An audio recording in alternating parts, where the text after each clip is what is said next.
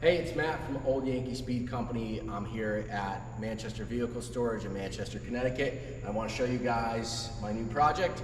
It's a late 1931 Model A Roadster. I wasn't supposed to buy this car. I was supposed to actually sell it for a customer through consignment.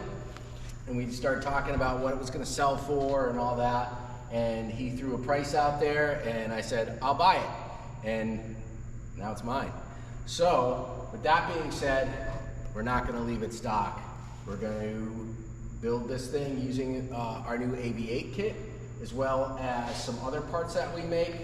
And I'm really looking forward to it. We're a little bit behind schedule right now. We're hoping to have it done before the race of gentlemen, but there's just a lot of stuff going on right now, so no big deal. We'll work on it over the winter. So the plan is this is getting a freshly built AV8 39 transmission.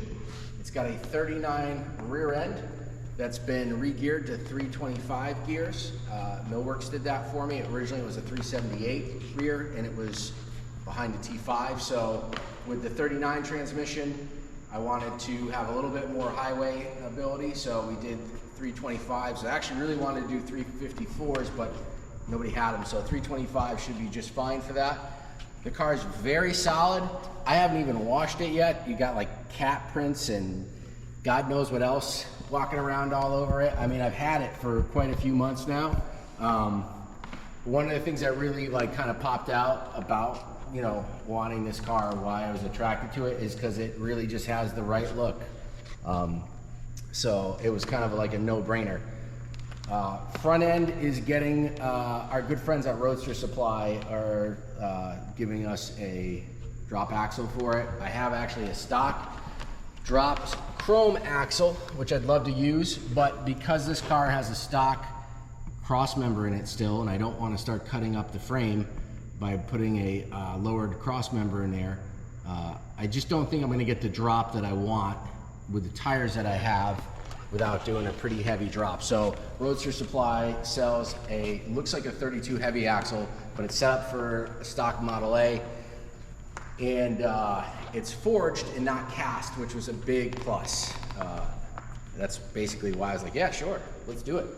So 2-inch chop on the windshield, that's gonna be done, probably Travis from Road Alliance is gonna take care of that.